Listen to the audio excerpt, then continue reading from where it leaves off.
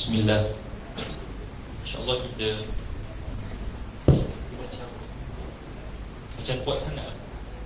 Dua ni dia macam tarik. Kalau saya buat seperti ini, test. Bismillah, Bismillah. Tengok, dengar. Klik betul. Baik, insyaAllah kita mulakan tarawih kita pada malam ini dengan bacaan umum kitab Al-Fatihah. Kita hadiahkan kepada baginda sallallahu alaihi wasallam, kepada guru-guru kita, kepada kedua ibu bapa kita, kepada sekalian kaum muslimin dan muslimat. Syaikhulillah bila umur Fatihah.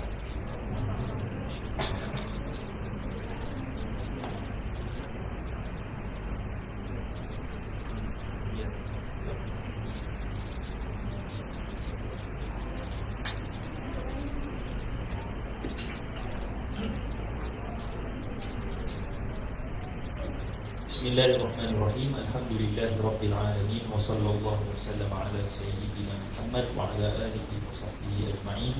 Nawaitu ta'alluma wa ta'lim wa tadhakkura wa tadhkir wa naf'a wa intifa' wa ibadah wa istifadah wa hatta ala tamassuki bi kitabillahi wa sunnati rasulih sallallahu alaihi wa alihi wa sallam wa du'a ila al-huda wa dalalata ala al-khair ittiba'a wajhillahi wa mardatihi wa qurbihi wa thawabihi subhanahu wa ta'ala. Amma ba'd. InsyaAllah pada malam ini kita akan bersama-sama memulakan pengajian kita dan mudzakarah kita di dalam ilmu sharaf, salah satu daripada cabang ilmu al-lughah al-arabiyyah, salah satu daripada 12 cabang ilmu lughah arabiyah. InsyaAllah pada malam ini kita akan sama-sama memulakan perbincangan kita dan mudzakarah kita pada perbahasan berkenaan dengan sharaf, dan khusus perbahasan kita pada perbincangan berkenaan dengan tasriful af'al. Nanti kita akan detailkan terperinci berkenaan dengan perjalanan kitab yang kita akan muzakarahkan ataupun yang kita akan bincangkan sepanjang sesi daurah ini. Baik. Jadi seperti yang kita sedia maklum, ilmu sharaf adalah salah satu daripada ilmu al-lughah al-arabiyyah, ilmu bahasa Arab, seperti yang disebut oleh Al-Imam Jarullah Az-Zamakhsyari rahimahullah ta'ala di dalam kitabnya Al-Qistas fi ilmi al-arud. Di dalam kitabnya berkenaan dengan ilmu arud, iaitu Al-Qistas. Al-Imam Az-Zamakhsyari ada satu kitab di dalam ilmu arud namanya Al-Qistas, menyenaraikan bahawasanya ulum al-arabiyyah tartaqi ila 12 sinfan, sampai kepada 12 ilmu. Dan di antara 12 ilmu itu adalah ilmu nahwu antaranya. Kemudian ilmu sharaf dipanggil sebagai ilmu al-abniyah. Jadi maksudkan dengan abniyah di sini adalah ilmu sharaf, kerana penggunaan kalimah sharaf ataupun kita panggil penggunaan nama as-sarfu ataupun at-tasrif datang terkemudian. Kerana kalau nanti kita akan bincang sejarah perjalanan ilmu sharaf, asalnya dia adalah satu kisim daripada ilmu nahwu. Kalau kita tengok pada penulisan kitab-kitab nahwu indal mutaqaddimin, di sisi ulama-ulama yang terdahulu, ilmu nahwu, ilmu sharaf adalah sebahagian ataupun satu kisim daripada ilmu nahwu. Baik. Jadi Al-Imam Az-Zamakhsyari menyebutkan di antaranya ilmu an-nahwi, ilmu nahwi, kemudian ilmu sarfi, kemudian ilmu ma'ani, begitu juga dengan ilmu al-bayan, yang mana keduanya adalah salah satu daripada ilmu al-balaghah. Kemudian ilmu matnil lughah, perbincangan berkenaan dengan matan-matan yang didatangkan ataupun nas-nas yang didatangkan oleh para ulama berkenaan dengan bahasa Arab. Contohnya seperti maqamat al-Imam al-Hariri, maqamat al-Imam al-Hamadani, kemudian Fasihul Ta'la, kemudian Al-Kamil lil Mubarrid, Al-Halabiyat, Diwanul Hammasa Abi Tammam, Diwan Al-Mutanabbi, dan beberapa nas-nas dan juga matan-matan di dalam bahasa Arab dibincangkan di dalam perbahasan matnul lughah.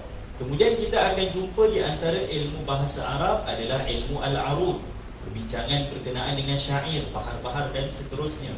Kemudian berkenaan dengan al-qafiyah, syair juga tetapi perbincangan akhir syair. Kemudian apa lagi di dalam ilmu bahasa Arab, antaranya ilmu khat, kaligrafi, yang kita kita panggil sebagai ilmu kaligrafi sekarang. Juga salah satu daripada cabang ilmu bahasa Arab yang 12. Kemudian ada juga ilmu berkenaan dengan insya, bagaimana nak buat karangan ataupun bagaimana nak buat nasar di dalam bahasa Arab. Kemudian bagaimana qardus syi'ri, bagaimana nak bina ataupun bagaimana nak hasilkan syair. Dan ilmu lain antaranya ilmu al-muhadarah, kajian terhadap nusus-nusus yang nadirah di dalam bahasa Arab. Jadi Al-Imam Az-Zamakhsyari letakkan salah satu daripada ilmu bahasa Arab adalah ilmu sharaf daripada 12. Ulama-ulama yang datang selepas daripada Al-Imam Jarullah Az-Zamakhsyari menggunakan ataupun mengikuti manual yang telah diletakkan oleh Al-Imam Az-Zamakhsyari. Maknanya ilmu bahasa Arab ada 12. Jadi daripada 12 ini, yang utama dan yang penting dipelajari khusus kepada semua talibul ilmi al-ulum asy-syar'iyyah, kebiasaannya dihadkan kepada 3 ilmu ataupun 4 ilmu. Yang pertama nahwu, yang kedua sharaf, yang ketiga ma'ani dan yang keempat bayan. Nah, 2 tu adalah salah satu daripada ilmu balaghah ataupun 2 tu adalah cabang daripada ilmu balaghah. Kerana itu kita biasa akan jumpa pengajian-pengajian yang umum berkenaan dengan nahwu, sharaf dan juga balaghah. Adapun yang khusus berkenaan dengan matan lughah, semua itu lebih kepada takhasus bagi mereka yang tumpukan pengajiannya di dalam al-lughah al-arabiyah. Tapi tidak ada masalah. Kerana apa? Kerana kajian terhadap nas-nas yang berkenaan dengan bahasa Arab ini disebut oleh Al-Imam An-Nawawi di dalam Al-Majmu', di dalam Majmu' Syarhul Muhazzab, menyebutkan bahawasanya hukum mempelajari ataupun ishtighal bin nususil adabiyah min furudil kifayah, mempelajari perkara berkenaan dengan teks-teks adab ataupun teks-teks bahasa Arab yang lama, turas, adalah salah satu daripada fardu kifayah. Dan perkara itu disambung ataupun dipanjangkan lagi disebut oleh Al-Imam As-Suyuti. Jadi boleh rujuk balik. Maknanya apa? Kajian terhadap bahasa Arab penting. Apa illah ataupun sebab Imam Nawawi menyebutkan perkara tersebut? Kerana bahasa Arab ataupun nas-nas adabiyah, khususnya daripada jahlul juhala, daripada zaman jahiliyah, sehinggalah kepada penurunan ataupun nuzulul Quran. Mereka semua adalah golongan yang bercakap ataupun bertutur dalam bahasa Arab secara sajiyatan, secara spontan, tanpa perlu ada qawaid. Mereka memang cakap secara fasih, secara fusaha, tanpa ada salah dan tanpa ada perlu kepada qawaid untuk diraikan. Memang tabiat mereka begitu. Dan Imam Nawawi menyebutkan sepanjang zaman ini turunnya Al-Quran, dan Al-Quran diturunkan dengan bahasa mereka. Maknanya dengan fasihnya kalam yang mereka datangkan daripada jahlul juhala. Kalau kita lihat pada unsur al-ihtijaj, zaman penghujahan, daripada jahlul juhala sampailah kepada tahun 150 Hijriah. Dan di antara ataupun di dalam tempoh itu diturunkan Al-Quran. Dan Al-Quran turun dengan bahasa yang sedia ada pada kaum Arab ketika itu, yang mana mereka sebelum datangnya Islam jahiliyah, tetapi mereka bercakap dengan bahasa Arab yang fusaha secara sajiyatan, secara spontan, tanpa perlu kepada qawaid dan perlu kepada qanun yang perlu diraihkan. Dan itu Imam Nawawi menyebutkan sibuk dengan ilmu ini, mengkaji nas-nas Arab daripada syair-syair, mungkin syair daripada Umrul Qais ataupun Zuhair bin Abi Sulma dan sebagainya, daripada syu'ara' jahiliyun, adalah fardu kifayah. Kerana bahasa Arab diturunkan dengan bahasa yang mereka gunakan, daripada pertuturan mereka yang biasa, tidak berhajat kepada qawaid. Maka kerana itu penting untuk mempelajari ilmu bahasa Arab. Dan kita khususnya yang memang masuk dan memang libatkan diri kita di dalam ulum syar'iyyah, berhajat kepada pengetahuan dan pemahaman yang sangat kuat di dalam bahasa Arab. Kerana masdar yang utama pada ulum asy-syar'iyyah ataupun masdar utama di dalam Islam adalah Al-Quran dan juga hadis Nabi SAW, yang mana keduanya diturunkan di dalam bahasa Arab. Maka memahami bahasa Arab bukan dengan terjemahan, tetapi memahami bahasa Arab dengan bahasa Arab juga. Kerana itu kena letakkan dan tanamkan satu kita panggil cita-cita untuk sampai kepada pemahaman yang betul-betul baik, sehingga kita mampu membaca kitab, sehingga kalau ada kesalahan di dalam kitab, kita boleh kenal pasti. Maknanya kita tidak taklid semata-mata. Bila kita baca kitab ada kesalahan, khususnya pada cetakan-cetakan yang baru, maka kita tahu ini ada kesilapan, ini ada kesalahan. Dan kita juga tidak mudah menyalahkan apa yang ada di dalam kitab, kerana kita faham bahasa Arab. Mungkin ada wajah begini, mungkin boleh dibaca begini, boleh dibaca begitu, mungkin ada banyak bacaannya. Jadi dua perkara. Yang pertama, kita mudah untuk mengenal pasti kesalahan. Yang kedua, kita tidak cepat untuk menyalahkan apa yang kita baca. Maka kerana itu penting mempelajari ulum al-lughah al-arabiyah, ulum al-arabiyah. Cumanya saya yakin dan saya pasti ala husni zanni, saya bersangka baik yang datang semua hari ini sudah ada pengetahuan yang baik di dalam nahwu. Pengetahuan yang baik di dalam nahwu. Kerana ilmu sharaf bukan ilmu pertama yang dipelajari. Tidak. Ilmu pertama yang dipelajari adalah ilmu nahwu. Kalau ikut susunan di dalam bahasa Arab, ilmu pertama yang dipelajari adalah ilmu nahwu dahulu. Kemudian barulah ilmu sharaf. Kemudian bila dah ada sedikit di dalam mantiq ataupun di dalam usulul fiqh, mungkin barulah masuk kepada ilmu balaghah. Maka pembelajaran kita nak belajar satu perkara yang baik, tetapi menyusun pembelajaran kita adalah satu perkara yang lain.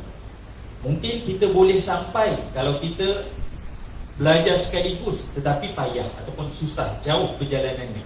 Tapi kalau kita ikut dia punya peringkat, maka kita mudah dan senang untuk kita faham. Kerana istilah nanti kita akan gunakan dalam perbahasan ilmu sharaf, semuanya dah dibincangkan di dalam perbahasan ilmu nahwu yang ringkas ataupun perbahasan ilmu nahwu pada peringkat yang pertama. Sebab nanti kita akan jumpa al-af'al, kemudian kita akan jumpa al-af'al al-mutasarrifah. Apa al-af'al al-mutasarrifah? Perkara itu dah dibincang di dalam ilmu nahwu. Kemudian kita akan jumpa al-asma' al-mutamakkinah. Apa al-asma' al-mutamakkinah? Itu dah dibincang di dalam ilmu nahwu. Maka saya yakin semua yang datang dah ada tasawur ataupun dah ada pengetahuan yang baik di dalam nahwu. Andai kata tidak ada, tak ada masalah. Tetapi kena usaha untuk faham. Tapi awak akan ada dua kerja, untuk faham sharaf dan faham nahwu. Dia akan jadi susah sedikit, tetapi insya-Allah al-ilmu manihatun min Allah. Allah Ta'ala boleh berikan bila-bila masa. Yang penting kita usaha. Cumanya dia akan jadi kesusahan. Dari sudut teknikalinya dia akan jadi susah. Akan jadi susah. Mic ni kering sangat lah. Saya lagi tekan. Boleh ni sikit lah. Faham tak? Dia macam tarik pula. Tu lagi saya. Tapi tak boleh lah gema-gema kan. Test.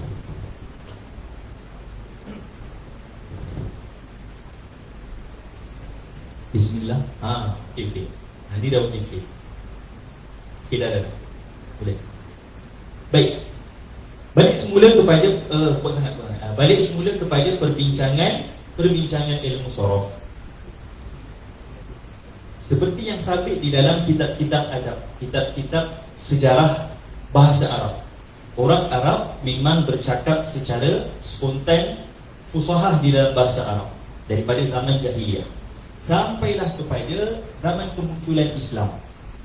Bila munculnya Islam, orang ramai masuk Islam. Ramai daripada manusia masuk dalam Islam. Janji Allah Ta'ala dalam Al-Quran, idza jaa nasrullahi wal fath wa ra'aitan nasa yadkhuluna fid-dini afwaja. Wa ra'aitan nasa yadkhuluna fid-dini afwaja. Betul tak? Fi dinillahi afwaja. Okey. Jadi ramai daripada manusia masuk dalam Islam. Jadi bercampur di antara al-Arab wal Ajam, bercampur di antara bangsa Arab dan bangsa bukan Arab. Maka bila berlaku percampuran, maka berlaku pengurangan terhadap penguasaan di dalam bahasa Arab kerana mereka tercampur dengan bahasa selain daripada bahasa Arab. Bila berlaku ikhtilat di antara al-Arab wal Ajam, maka orang Arab makin berkurang penguasaan di dalam bahasa Arab, orang ajam pula memasukkan apa yang ada di dalam bahasa mereka ke dalam bahasa Arab. Maka asalah ataupun keaslian di dalam bahasa Arab semakin berkurang. Maka bila dilihat perkara tersebut, ada idea ataupun ada cadangan supaya ditulis ataupun diletakkan qawaid ataupun kaedah-kaedah di dalam bahasa Arab dari sudut tarkibnya, dari sudut i'rabnya, dan juga dari sudut penggunaan kalimah untuk digunakan dengan penggunaan yang berbagai. Contohnya, kita nak guna sebagai isim fa'il, ataupun kita nak guna sebagai isim maf'ul, ataupun kita nak guna sebagai sifat musyabbahah, maka perlu kepada qawaid. Maka antara yang pertama memulakan ataupun mencetuskan idea supaya diletakkan qawaid di dalam bahasa Arab adalah Abu Aswad Ad-Du'ali. Abu Aswad Ad-Du'ali yang hidup pada zaman Sayyidina Ali karramallahu wajhah. Dan kalau kita lihat alaqah Abu Aswad Ad-Du'ali dengan Sayyidina Ali sangat kuat, khusus dalam ilmu nahwu. Kerana sebahagian menyebutkan bahawasanya yang pertama menyebarkan ilmu nahwu adalah Sayyidina Ali karramallahu wajhah. Bila Sayyidina Ali berikan kertas yang tertulis di atasnya al-kalamu huwasmun wa fi'lun wa harfun, dan diberikan kepada Abu Aswad Ad-Du'ali supaya disebarkan ilmu yang ada pada kertas tersebut. Maka Abu Aswad Ad-Du'ali dan juga beberapa ulama pada ketika itu cuba meletakkan kaedah supaya bahasa Arab terjaga dan terpelihara. Maka usaha pertama untuk menjaga bahasa Arab datang daripada Abu Aswad Ad-Du'ali. Satu dari sudut tarkib, dari sudut jumlah, bagaimana nak bina jumlah, dari sudut al-i'rab wal bina, macam mana nak letakkan baris pada akhir setiap kalimah. Maka daripada situ adanya usaha untuk menulis ilmu nahwu. Kemudian dari sudut ishtiqaq, dari sudut penggunaan lafaz, bagaimana nak tukar lafaz daripada isim, daripada fi'il mudhari' kepada fi'il amar, daripada madhi kepada masdar dan sebagainya. Maka daripada situ lahir ataupun mula penulisan di dalam ilmu sorof. Cumanya pada peringkat pertama, ilmu nahwu dan ilmu sorof adalah satu ilmu di bawah nama ilmu nahwu. Kerana itu kalau kita lihat kitab-kitab yang terdahulu, mereka mentarifkan ilmu nahwu sebagai ilmun biusulin ataupun ilmun yu'rafu bihi ahwalul kalim ifradan wa tarkiban. Ilmun yu'rafu bihi ahwalul kalim ifradan wa tarkiban. Ifradan maknanya apa? Ilmu yang mengkaji ataupun ilmu yang diketahui dengannya keadaan-keadaan kalimah, sama ada secara mufrad ataupun secara murakkab. Yang dimaksudkan dengan secara mufrad, kalimat-kalimat mufrad adalah ilmu sorof, kerana ilmu sorof mengkaji perkataan. Adapun ilmu nahwu mengkaji pernyataan, maknanya murakkab, maknanya mufradat yang telah disusun menjadi satu jumlah ataupun satu kalam. Itu kajian di dalam ilmu nahwu. Kerana itu kalau kita lihat kitab-kitab terdahulu, mereka mentakrifkan ilmu nahwu sedemikian. Maka di sisi mutaqaddimin, ilmu sorof adalah qismun min ilmin nahwi, sebahagian daripada ilmu nahwu. Jadi ilmu sorof kajiannya terhadap perbahasan mufradat, ilmu nahwu kajiannya terhadap murakkabat. Mufradat dengan makna perkataan, murakkabat dengan makna pernyataan, maknanya perkataan yang telah disusun menjadi satu jumlah. Jadi kajian ilmu sorof khusus kepada mufradat, kajian ilmu nahwu khusus kepada murakkabat. Tetapi para ulama melihat bahawasanya pengajian ilmu nahwu, walaupun dia kaji murakkabat, perlu diawalkan ataupun perlu didahulukan. Kalau kita lihat dari sudut mantiknya, mufrad ke murakkab datang dulu? Mufrad ke murakkab? Mufrad datang dulu. Tetapi pada tadris, pada ta'lim, pada pengajian, para ulama daripada zaman berzaman, daripada awal Al-Imam Sibawai contohnya yang mengarang kitab Al-Kitab, memulakan perbahasan kitabnya dengan perbincangan ilmu nahwu dahulu. kemudian barulah dibincangkan ilmu sorof. Dan perkara ini khilafun lil mantiq, berbeza ataupun bercanggahan dengan mantiknya. Mantik sepatutnya mula ataupun secara logiknya mula dengan ilmu sorof dahulu, kerana ilmu sorof kaji mufradat. Kemudian barulah kaji ilmu nahu, kerana ilmu nahu mengkaji murakkabat. Wal mufrad muqaddamun 'ala al murakkab, mufrad datang dahulu barulah ada murakkab. Tetapi pada tadris, pada pengajian dan pembelajaran ilmu, dimulakan dengan ilmu nahu. Maka ditanya kenapa mulakan dengan ilmu nahu? Maka para ulama menjawab bahawasanya ilmu sorof mengkaji daripada awal perkataan sehingga akhir perkataan. Maksudnya ilmu sorof kaji keseluruhan kalimat mufrad.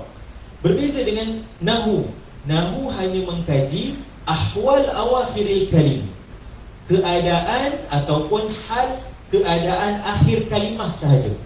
Kalau kita kata jaa zaidun, ilmu nahu hanya mengkaji jaa, akhir jaa iaitu hamzah, zaidun, akhir zai pada akhir dal pada zaidun, ahwal dal pada zaidun.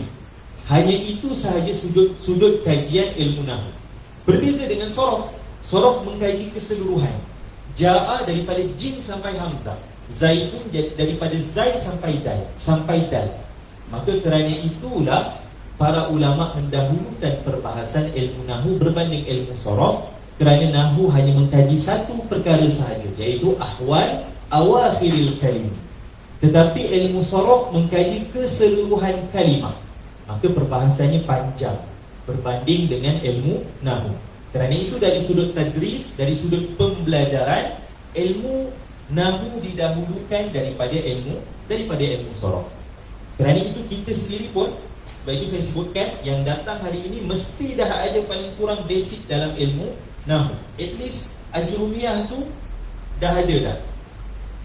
Kalau ditanya mabhas min mabahis ajrumiyah, dia boleh. Kalau tak boleh jawab, dia ada gambaran.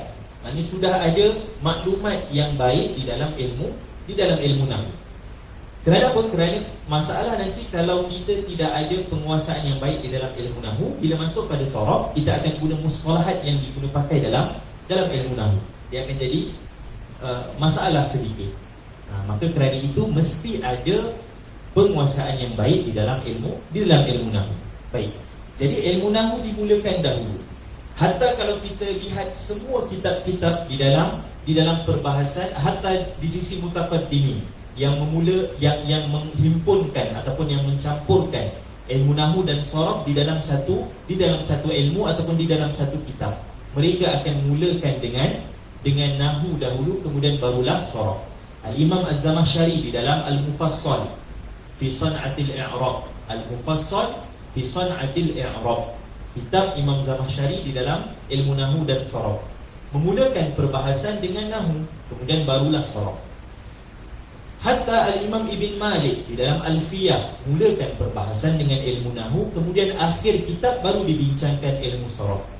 Al-Kitab Al-Imam Sibawayh, masdar utama, rujukan utama di dalam perbahasan lughah Arabiyah, juga memulakan dengan nahu, kemudian barulah sorof. Satu-satunya kitab yang memulakan perbahasan sorof kemudian baru perbahasan nahu adalah kitab yang dikarang oleh Al-Imam Abi Hayyan Al-Andalusi, Sahibul Bahril Muhit, tafsir yang agung. Tafsir Al-Bahrul Muhit karangan Al-Imam Abu Hayyan Al-Andalusi. Memulakan Al-Imam Abu Hayyan Al-Andalusi di dalam kitabnya Irtisyafud Darbi, Ihtisyafud Darb fi Lisanil Arab. Di dalam kitabnya Irtisyafud Darb memulakan perbahasan sorof dahulu, kemudian barulah perbahasan nahu. Jadi Imam Abu Hayyan sahaja yang khilaful jumhur pada tertib tadris ilmu nahu dan juga ilmu sorof. Jadi itu hanya satu kitab sahaja yang memulakan perbahasan dengan sorof. Kemudian kita sebutkan tadi bahawasanya ilmu sorof dahulunya adalah satu isim daripada ilmu nahu. Kemudian berlaku perkembangan. Kalau saya cerita secara ringkas sahaja. Cuma kalau kita lihat secara umum, kalau kita baca kitab, antara kitab yang ringkas Nash'atun Nahwi karangan Al-Syekh Muhammad Ali At-Tantawi, Syekh Muhammad Ali Tantawi ataupun Syekh Muhammad Tantawi, antara dua tu, bukan Syekhul Azhar, ini syekh yang lain. Di dalam kitab Nasy'atun Nahwi menceritakan tatawur, bagaimana perkembangan dan tersebarnya ilmu lughah Arabiyah. Dan dia ceritakan ada satu zaman berhimpun di antara ilmu nahwu dan sharaf di dalam satu ilmu, iaitu ilmu nahwu. Kemudian berlaku pemisahan di antara ilmu nahwu dan ilmu sharaf.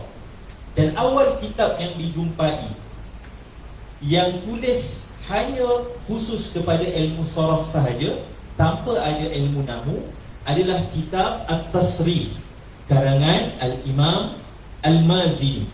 Karangan Al-Imam Abu Uthman Al-Mazini mengarang kitab dengan tajuk ataupun dengan unwan At-Tasrif, dengan dikenali yang masyhur dikenali dengan nama Tasriful Mazini.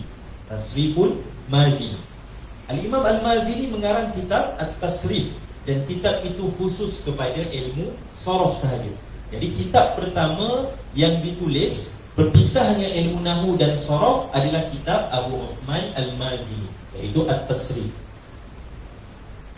Al-Imam Abu Uthman Al-Mazini adalah anak murid kepada Al-Akhfash Al-Awsat. Al-Akhfash Al-Awsat. Siapa Al-Akhfash Al-Awsat? Tilmiz Sibawahi, anak murid kepada Al-Imam Sibawahi. Dan keseluruhan pengetahuan terhadap Alkitab ada pada Al-Akhfash Al-Awsat. Jadi nama-nama ini nama-nama yang besar dalam lughah Arabiyah. Al-Imam Sibawahi, Al-Imam Al-Akhfash Al-Awsat, anak muridnya. Dan Abu Uthman Al-Mazini adalah guru kepada Al-Mubarrid, juga immah dan imam yang besar di dalam bahasa Arab. Ada karangannya Al-Kamil. Antara karangan Al-Mubarrid adalah Al-Kamil pada nusus adabiyah, pada nas-nas yang menerangkan adab ataupun kita kata kesusasteraan bahasa Arab. Baik. Kemudian apabila zaman berlalu, melihat kepada ahwal talabah, melihat kepada keadaan pelajar yang tidak mampu untuk membezakan ataupun memahami perbahasan tasriful af'al dan tasriful asma' secara serentak, maka dipisahkan lagi penulisan ilmu sharaf kepada tasriful af'al dan tasriful asma'. Awal yang menulis kitab tasriful af'al secara mustaqillan, secara terpisah, maknanya hanya menulis kitab berkait dengan tasriful af'al sahaja, iaitu Ibnu Al-Qutiyah Al-Andalusi mengarang kitab Tasriful Af'al, dan itu adalah kitab pertama penulisan ilmu sharaf yang memisahkan di antara tasriful af'al dan juga tasriful asma'. Sehingga sekarang ataupun sehinggalah kepada zaman yang baharu sekarang ini, semua pengajian ilmu sharaf akan dimulakan dengan tasriful af'al, kerana tasriful af'al lebih ringkas berbanding tasriful asma'. Kalau kita lihat tasriful asma' dari sudut istiqaqnya ada 7, tapi pada perbahasan fi'il ataupun tasriful af'al dari segi istiqaqnya hanya ada 3 sahaja. Fi'il kita akan jumpa fi'il madhi, mudhari' dan amar, tapi asma' ada banyak, ada 7. Kita ada isim fa'il, isim maf'ul, sifat musyabbahah, isim tafdil, isim alat, isim zaman, isim makan. Maka banyak. Dan perbincangan al-asma' terlalu banyak. Kerana itu pada pengajian ataupun pada peringkat pengajian dimulakan perbahasan tasriful af'al dahulu, kemudian barulah tasriful asma'. Dan antara kitab yang terbaik yang kita akan mulakan dan kita akan bincangkan sepanjang muzakarah kita, iaitu kitab Matnul Bina. Kitab Matnul Bina yang tidak diketahui siapa pengarangnya sehingga sekarang. Mungkin kerana pengarangnya tidak mahu dikenali, maka tidak ditulis namanya di atas matan tersebut. Jadi Matnul Bina adalah muallifnya majhul, muallifnya tidak diketahui sehingga sekarang. Hatta ada yang menisbahkan kepada beberapa ulama-ulama, nisbah tersebut nisbah yang tidak boleh diterima ataupun nisbah yang tidak sampai kepada yakin. Ada ihtimal, ada kebarangkalian betul, ada kebarangkalian tidak. Kerana itu kebanyakan daripada mereka yang mensyarahkan matan bina menyebutkan bahawasanya muallif bagi kitab ini ataupun matan ini majhul, tidak diketahui. Dan matan bina adalah kitab sorof yang khusus kepada tasriful af'al sahaja. Jadi permulaan kita dah tahu dah bagaimana secara ringkas perubahan penulisan ilmu sorof daripada dia asalnya satu isim daripada ilmu nahu kemudian terpisah. Jadi ilmun mustaqillun, jadi ilmu yang terpisah. Kemudian daripada satu ilmu berhimpun ataupun bercampur di antara tasriful af'al dan tasriful asma, kemudian berpisah. Dipisahkan penulisannya kepada penulisan tasriful af'al dan tasriful asma. Dan pada sudut pengajian dimulakan dahulu dengan tasriful af'al sebelum dibincangkan tasriful asma. Baik. Jadi sebelum kita pergi lebih jauh, elok untuk kita ceritakan sedikit berkenaan dengan muqaddimah di dalam ilmu sorof sebelum masuk dalam perbincangan kitab. Hatta ada beberapa muqaddimah sebelum kita nak masuk kepada perbahasan kitab dari segi fawaid ataupun kaedah-kaedah umum yang nanti kita akan gunakan di dalam ilmu sorof, di dalam matan bina. Baik, maka seperti mana yang kita sedia maklum, di dalam perbahasan ataupun di dalam perbincangan ilmu ada dua jenis muqaddimah. Yang pertama dipanggil sebagai muqaddimatul kitab, yang kedua dipanggil sebagai muqaddimatul ilmi.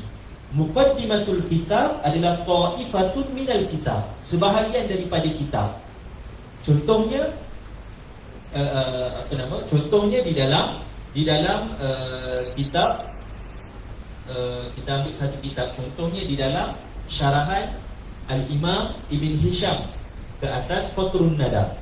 Maka daripada basmalah sehinggalah kepada kalam yang amma dipanggil sebagai muqaddimatul kitab. Jadi muqaddimatul kitab adalah ta'ifatun minal kitab. Itu satu bentuk muqaddimah di dalam perbincangan ilmu.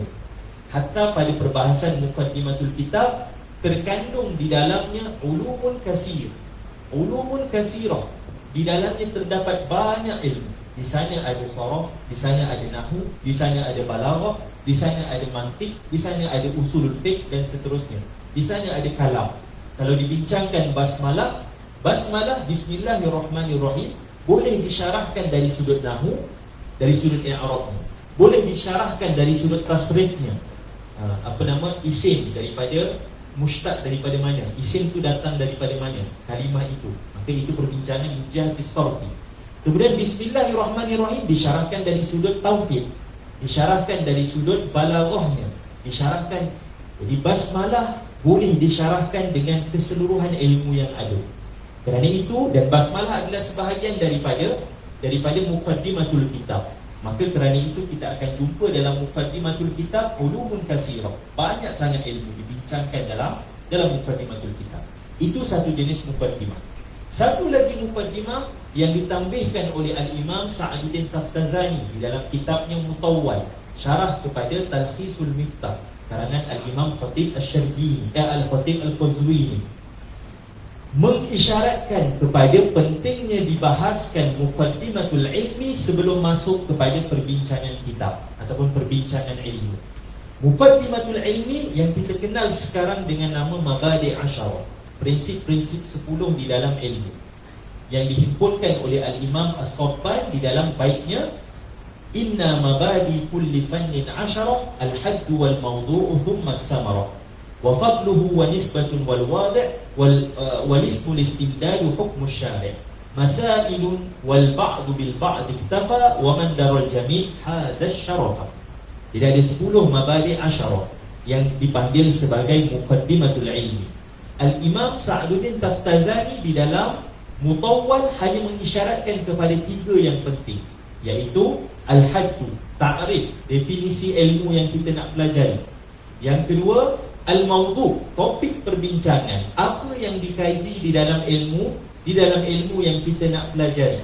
Dan yang terakhir sekali, yang ketiga, faedah ataupun samarah, apa yang kita akan dapat dengan mempelajari ilmu tersebut. Maka tiga perkara ini Al-Imam Sa'aduddin Taftazani menyebutkan penting untuk dimulakan sebelum asyuru' fil ilmi, ataupun sebelum kita masuk dan bincangkan perbahasan yang ada pada ilmu-ilmu tertentu. Maka penting untuk kita bincangkan dahulu muqaddimatul ilmi. Maka kita bincangkan tiga yang utama, iaitu al-haddu wal mawdu'u wal thamarah, iaitu definisi, subjek perbincangan dan juga faedah mempelajari ilmu saraf.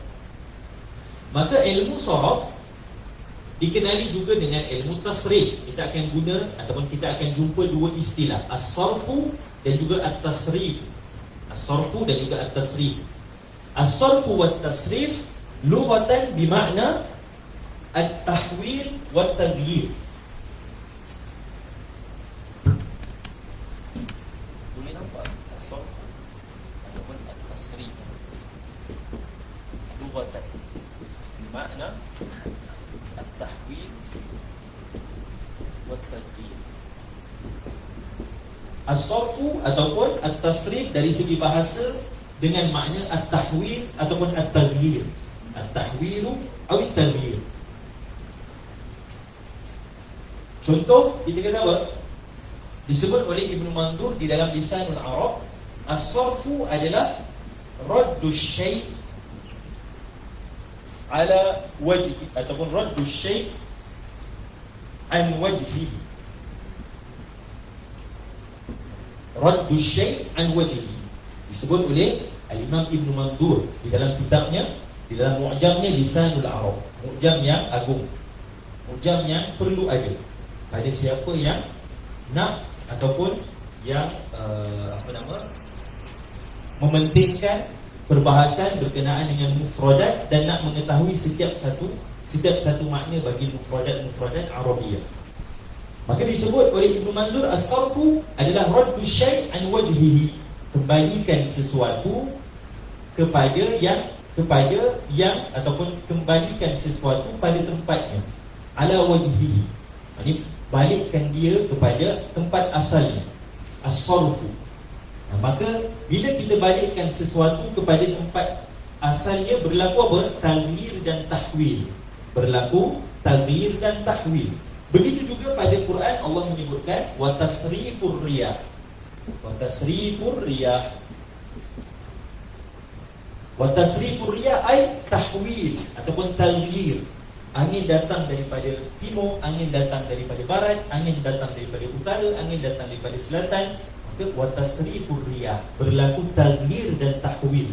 Sebab itu kita ada angin monsun timur, kita ada angin monsun barat, betul kan? Ada tu kan? Angin monsun timur, angin monsun barat. Jadi itu yang dipanggil sebagai tasrif, itu tahwil. Jadi as-sarfu dan juga at-tasrif lughatan bermakna at-tahwil wa at-taghyir.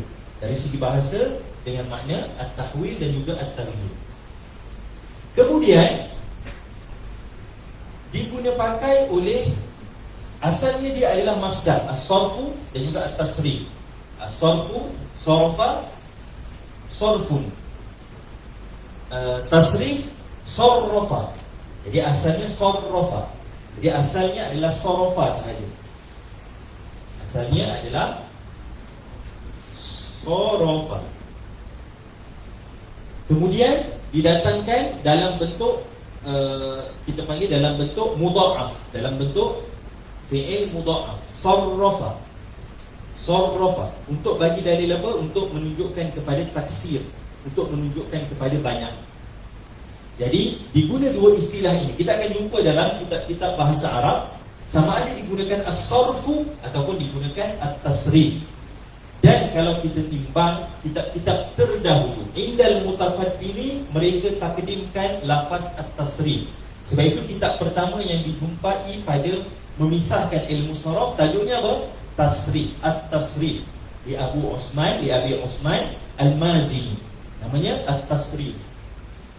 Begitu juga Ibnu Qutiyah di dalam perbahasan Al-Af'al, diberikan nama kitabnya Tasriful Af'al. Jadi penggunaan kalimah tasrif adalah di sisi mutaqaddimin.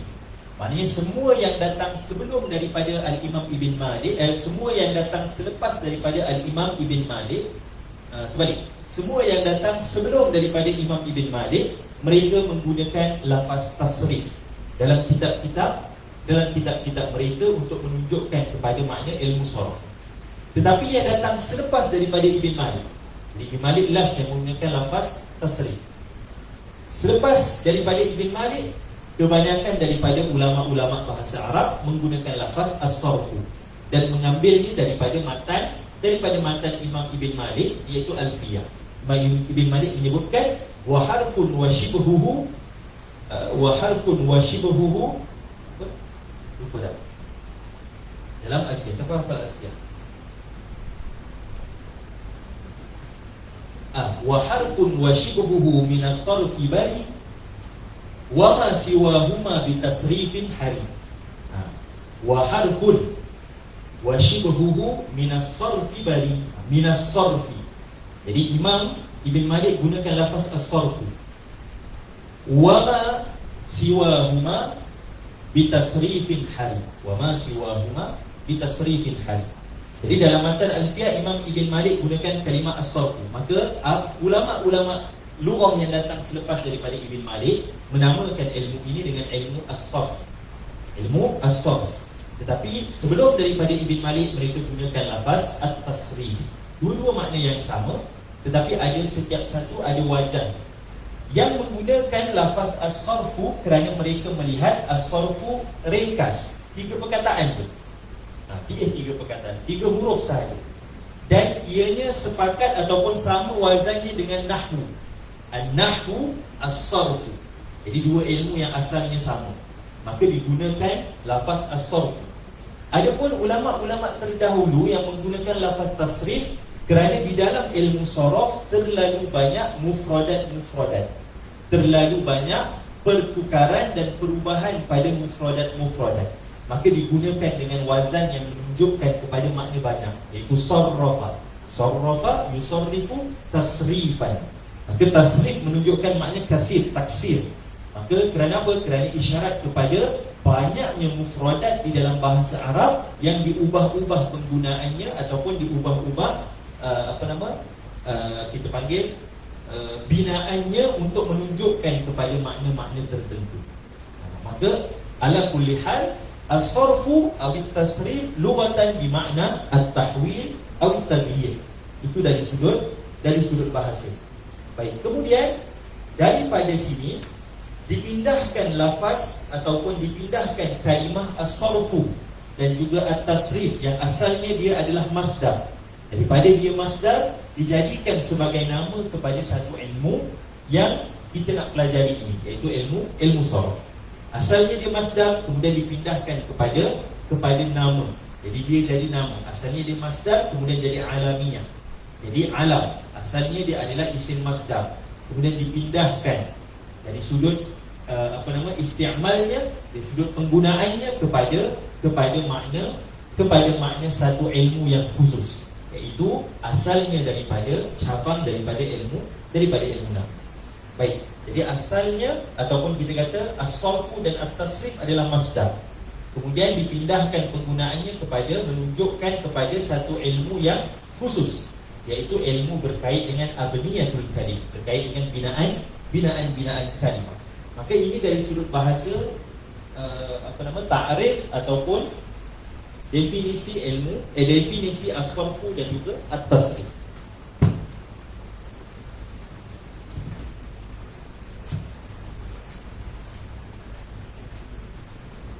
Baik, dari sudut istilah yang kita akan pelajari, ilmu saraf adalah seperti mana yang ditakrifkan oleh Al-Imam Ibn Hajib di dalam kitabnya Asy-Syafiyah.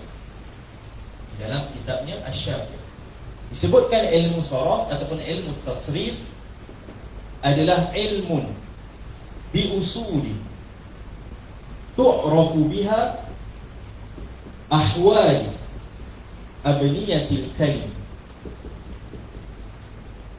allati laysat bi'irabi ilmun biusuli, ilmun biusuli tu'rafu biha ahwalu abniyatil kalim allati laysat bi'irabi. Daripada takrif ilmu sharaf ini kita bahagikan kepada beberapa bahagian untuk kita faham setiap juzuk daripada takrif. Yang pertama, ilmu sharaf adalah ilmun, adalah satu ilmu. Satu ilmu biusulin, dengan usul-usul, dengan qawaid-qawaid. Tu'rafu biha ahwalu abniyatil kalim. Tu'rafu biha ahwal. Juzuk yang seterusnya, abniyatil kalim. Abniyah pun ia juga kita akan bincangkan, dan al-kalim juga kita akan bincangkan. Allati laysat bi'irabi. Kita pergi satu persatu. Bila disebut ilmu sharaf adalah ilmun, maka dia adalah satu bentuk ataupun satu qawaid ataupun satu bentuk kulliyah ataupun qawaid. Maknanya dia bukan berbentuk juz'iyah, dia kulliyah. Kerana dia ilmu. Dia adalah ilmu. Baik.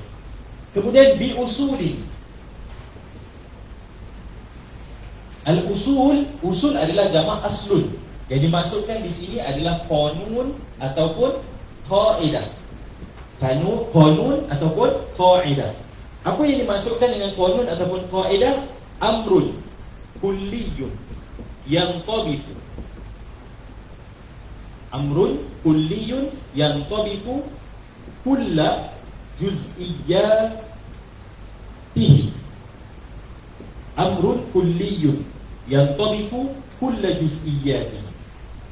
Qanun, bila kita sebut qanun ataupun kaedah, dia adalah satu perkara berbentuk kulli. Maknanya dia berbentuk, dia berbentuk dia bukan khusus, dia bersifat umum. Dia boleh terpakai pada banyak perkara. Jadi amrun kulliyun yang tabiqu kulla juz'iyyatihi, terpakai kepada setiap juz'iyat. Kita ambil salah satu qanun yang akan dibincang dalam ilmu sharaf. Kita kata apa?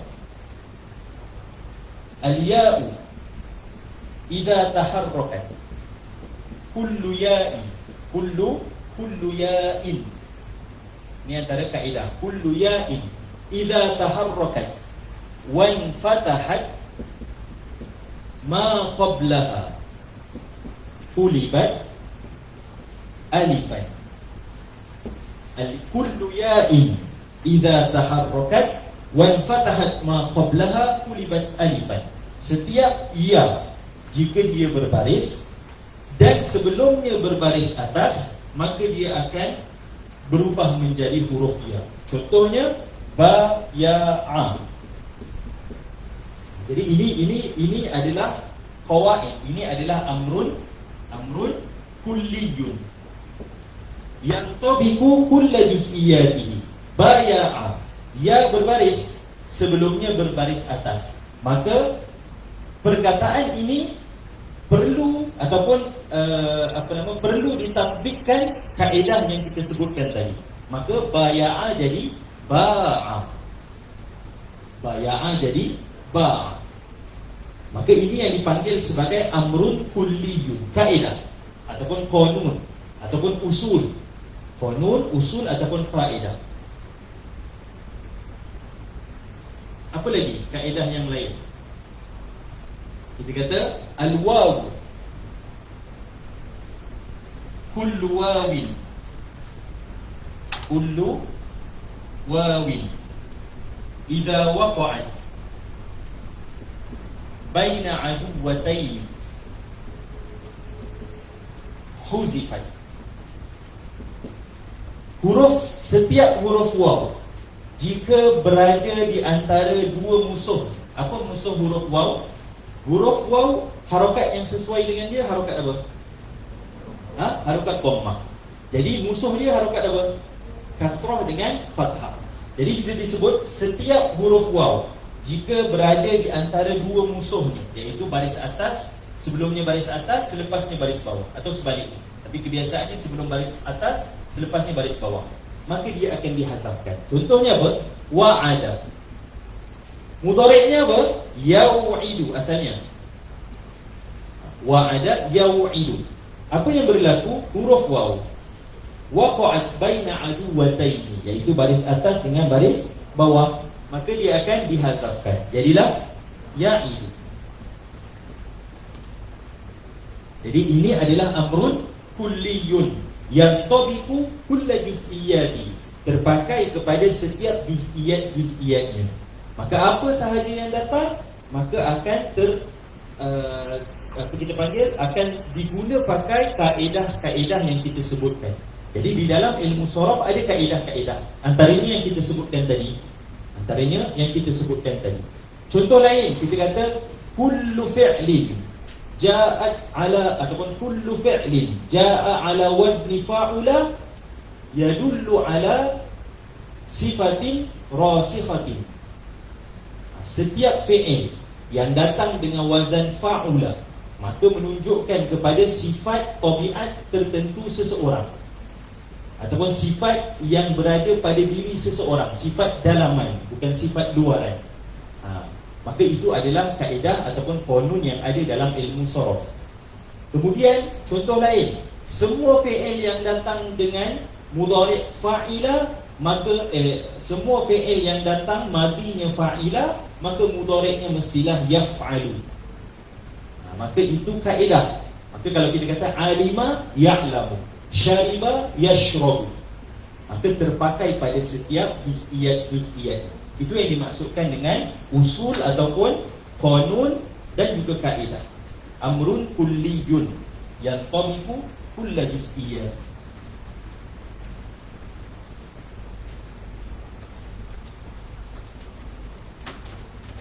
Ilmun bi usuli tu'rafu biha ahwalu abniyatil kalim. Ahwal ni kita tinggalkan dahulu. Satu, sebab kita tak bincangkan secara detail di dalam matan bina. Hanya sebahagian daripada ahwal abniyatil kalim sahaja yang kita bincangkan dalam matan bina. Tapi ala kulli hal, kita sebutkan antara ahwalu abniyatil kalim adalah al-i'lal ataupun al-ibdal ataupun al-idgham wa ghairiha, dan selain daripadanya, at-ta'wil, kemudian al-imalah, al-hasfu, dan seterusnya daripada ahwalu abniyatil kalim. Keadaan-keadaan yang boleh datang pada setiap kalimah. Saya bagi contoh. Contohnya pada i'lal. Kita kata apa? I'lal adalah kita merubah ataupun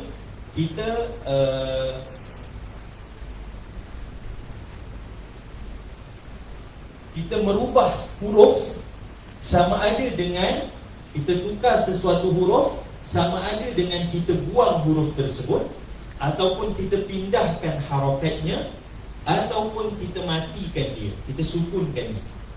Itu antara makna i'lal. Tapi saya bagi contoh bagi nak nampak. Contohnya apa? Contohnya qawala. Ataupun nak bagi nampak lagi jelas, yaqulu.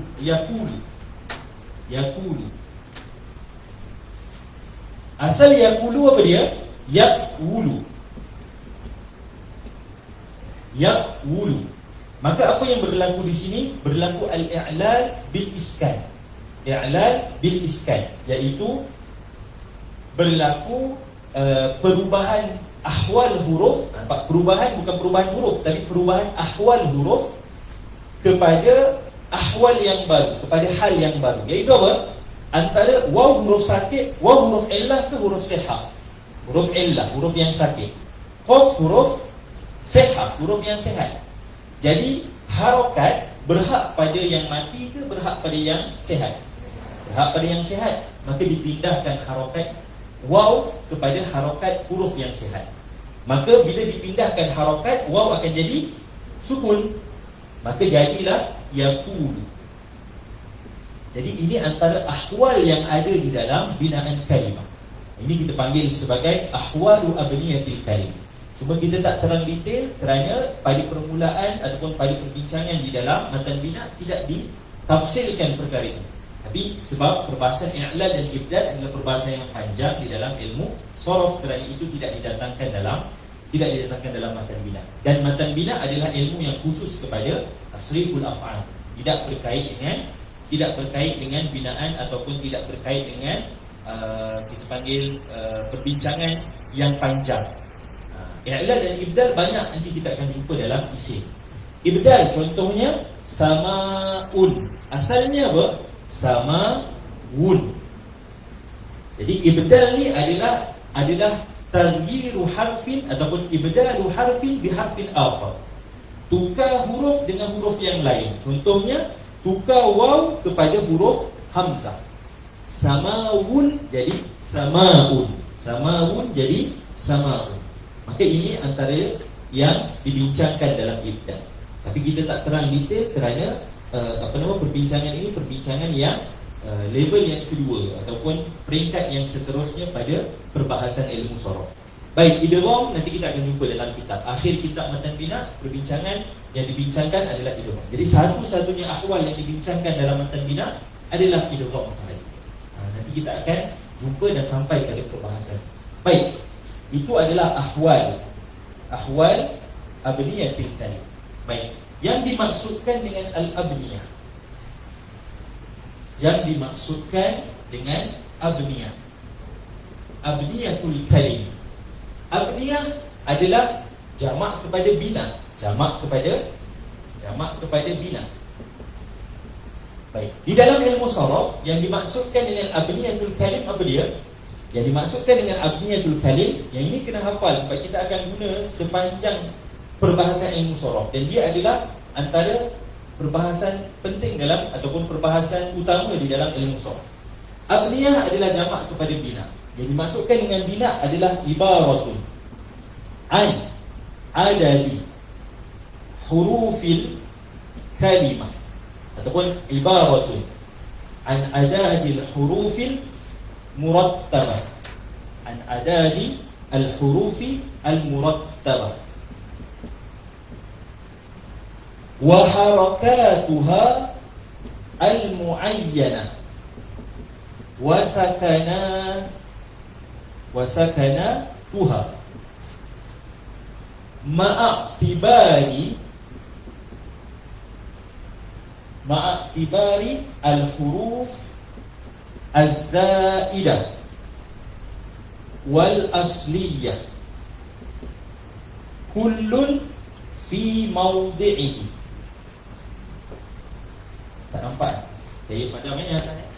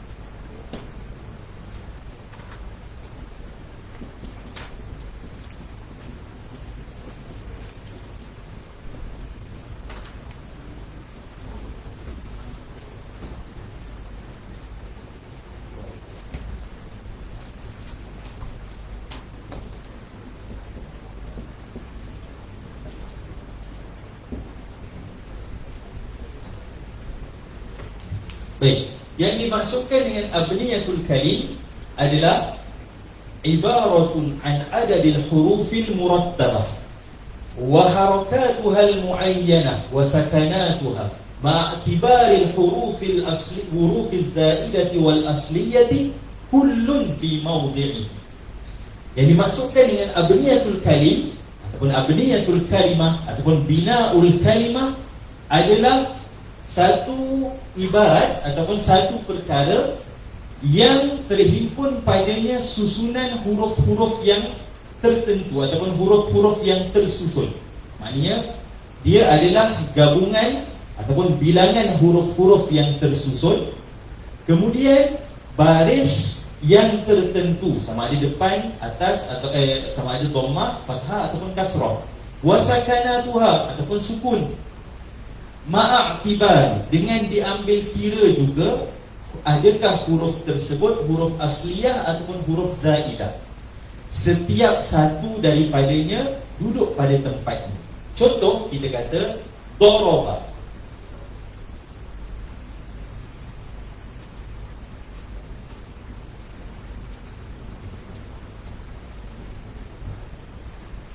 Contohnya kita kata daraba. Daraba ala bina'i, daraba ala bina'i jalasa.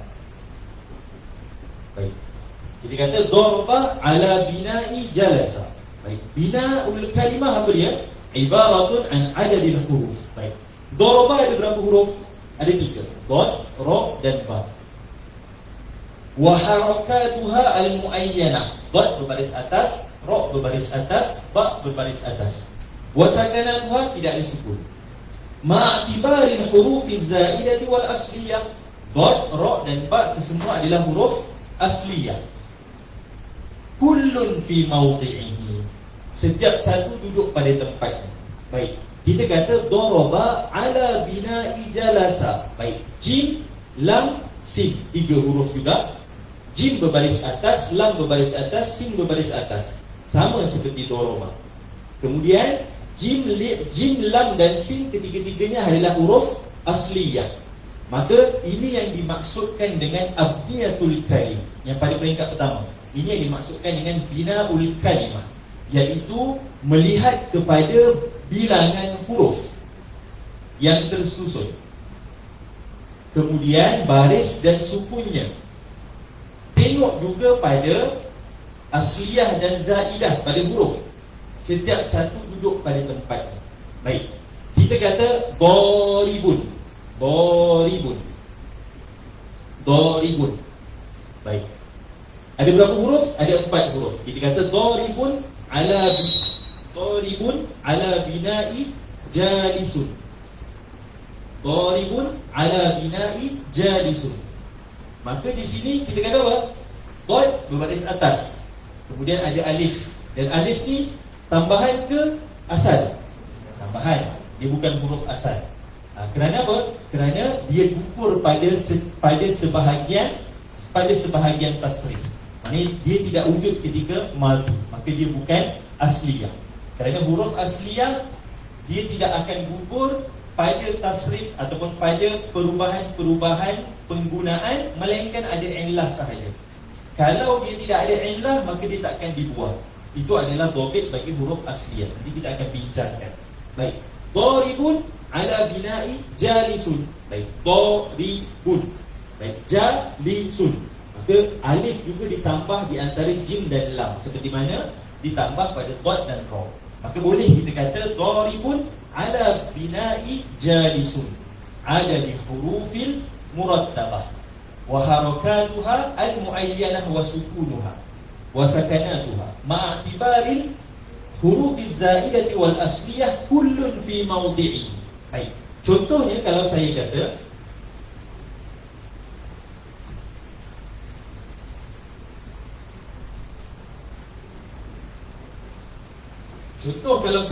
akrama. Boleh tak saya kata akrama ala bina'i karrama? Baik, kita tengok satu persatu. Akrama ada berapa huruf? Ada 4 huruf. Karrama ada berapa huruf? Ada 4 juga, sebab ra ada 2. Jadi dari sudut harakat, dari sudut huruf, bilangan huruf sama. Baik. Harakatnya, harakat pertama berbaris atas, harakat kedua mati. Karrama asalnya karrama. Baik. Huruf pertama baris atas, huruf kedua mati. Huruf ketiga baris atas, huruf keempat pun baris atas. Baik, tengok karrama. Sama, huruf pertama baris atas, huruf kedua mati. Huruf ketiga, huruf keempat berbaris atas. Tetapi bila kita lihat pada huruf zaidah, baik, akrama huruf zaidah dia dekat mana? Dekat hamzah, di depan. Karrama huruf zaidah dia ada pada mana? Duduk pada ra, pada tengah. Jadi adakah dia mengikut Tidak. Maka kita tak sebutkan akrama ala bina'i karrama. Kenapa? Kerana tidak mengikut huruf zaidah dan juga asliyah. Baik. Dirhamun. Dirhamun. Boleh tak kita kata dirhamun ala bina'i qimatrun? Dirhamun ala bina'i qimatrun. Baik, ada 4 huruf. Dal, ra, ha, mim. Qaf, mim, ta, ra. Sama huruf ada 4. Baik, tengok harakatnya dan berbaris bawah. Qaf juga berbaris bawah, sama. Ra mati, tetapi mim dekat sini berbaris. Maka boleh tak kita kata dirhamun ala bina'il qimatrun? Tidak boleh. Kenapa? Kerana tidak mengikut harakat yang tertentu yang telah disusun. Maka tidak boleh. Baik, kita kata, saya bagi contoh lain. Contohnya ya Isa. Ya Isa. Ya Isa. Lantai asu. Ya Isa. Putus asa. Baik. Ya Isa, kita kata ya Isa ala bina'i alima. Ala bina'i alima. Jadi ain huruf pertama, lam ya huruf pertama, hamzah huruf kedua, sin huruf ketiga. Dan susunannya memang begitu. Susunannya ya memang huruf pertama, hamzah huruf kedua dan sin huruf yang ketiga.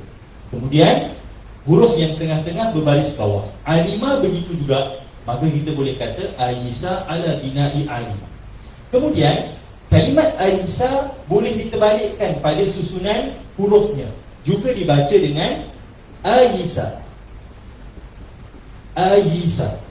Jadi boleh tak ketika mana ditukar susunan hurufnya, kita kata Aisa ala bina'i alima. Boleh ke tidak? Boleh ke tidak? Tak boleh. Kenapa? Kerana berlaku perubahan pada susunan huruf. Baik. Kalau ya Isa ala wazni fa'ila. Ya Isa ala wazni fa'ila. Tetapi Aisa ala wazni afila. Ala wazni afila. Maknanya apa? Ainul kalimah dikedepankan ataupun huruf yang di tengah didahulukan. Maka tidak mengikut kepada, nampak? Ada huruf al-murattabah. Mesti kena ikut susunan huruf. Kalau itu memang huruf yang pertama, maka bina'ul kalimahnya mesti huruf yang pertama juga. Maknanya kalimat yang kita datangkan mesti sama juga. Itu adalah huruf yang pertama. Dan begitu seterusnya. Kerana di sini dipanggil berlaku perkara yang dipanggil sebagai qalbul makani. Qalbul makani, perpindahan huruf, perpindahan tempat bagi huruf. Dipanggil sebagai qalbul makani. Dan kita akan bincangkan ketika mana kita bincangkan mizanus sarfi. Kalau ada masa hari ini kita akan bincang mizanus sarfi. Baik. Jadi faham maksud abniyatul kalim? Jadi abniyatul kalim ibaratun an adadil hurufil murattabah wa harakatuha al-mu'ayyanah wa harakatiha al-mu'ayyanah wa sakanatiha ma'atibari hurufil zaidati wal asliyati kullun fi mawdi'i. Macam kita bincangkan di sini. Baik. Jadi ini yang dipanggil sebagai abniyatul kalim, dipanggil sebagai bina'ul kalimah. Dipanggil juga sebagai waznul kalimah. Dipanggil juga sebagai sighatul kalimah. Jadi kita akan, dan biasa kita guna wazan. Kita akan cakap wazan. Ala wazni kaza. Fa'ala ya Isa ala wazni fa'ila. Alima ala wazni fa'ila. Maka ini yang dipanggil sebagai abniyatul kalim. Sampai sekarang masih faham? Faham? Betul? Okey. Kita sampai 10. Lagi kurang 1.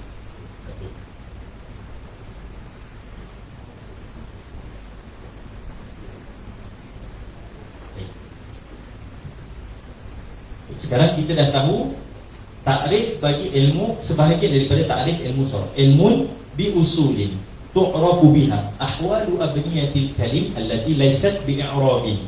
Kita dah tahu apa itu ilmu, kita dah tahu apa itu usul, kita dah tahu ahwal walaupun tak secara detail Tapi kita tahu nanti di dalam perbahasan sorof ada ahwal abniyatul kalim. Dan yang kita bincang nanti di dalam matan bina adalah ahwal, adalah perbahasan idgham sahaja. Kemudian kita dah tahu yang dimaksudkan dengan abniyatul kalim. Di dalam takrif ini Al-Imam Ibn Hajib, seperti mana yang saya sebutkan, takrif ini adalah takrif Ibn Hajib di dalam kitabnya Asy-Syafiyah, kitab yang paling terbaik rujukan pada ilmu sorof secara secara keseluruhan daripada Tasriful Af'al dan Tasriful Asma', karangan Al-Imam Ibnul Hajib Al-Maliki. Syarahan yang terbaik adalah syarahan Radiyuddin Al-Istarabazi. Syarahan Radiyuddin selalu kalau dalam kitab-kitab disebut Syarhur Radi ala Syafiyyati Ibn Al-Hajib. Radiyuddin Al-Istarabazi. Baik, Abniyatul Kalim kita dah tahu. Abniyatul Kalim adalah kita panggil susunan daripada huruf dan harakat, kemudian huruf asliyah, kedudukan huruf asliyah dan huruf zaidah kesemuanya duduk pada tempatnya.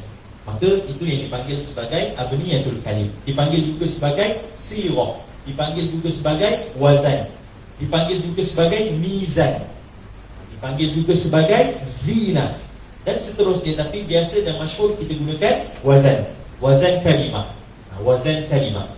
Baik. Kemudian Al-Imam ataupun di dalam takrif ini diisyaratkan kepada maudhu' ataupun topik perbincangan ilmu sorof. Bila disebut abniyatul kalim, ini dah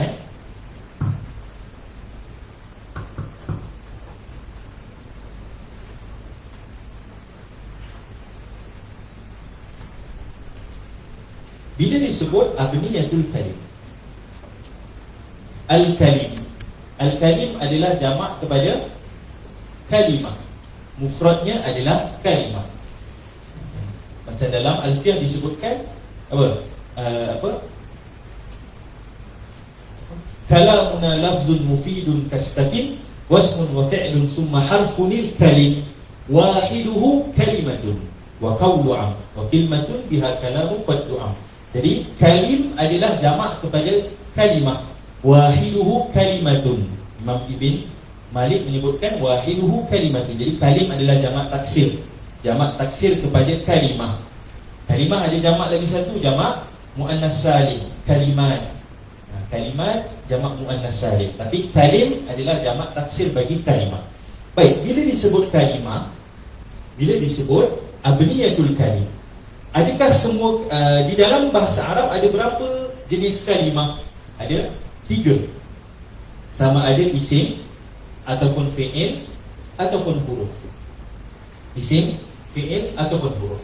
Adakah ilmu sorof mengkaji ketiga-tiga sudut ataupun ketiga-tiga bahagian daripada kalimah? Tidak. Yang dibincangkan ataupun yang pertama terkeluar daripada perbincangan adalah huruf. Huruf tidak dibincangkan dalam ilmu sorof. Kenapa? Tahu?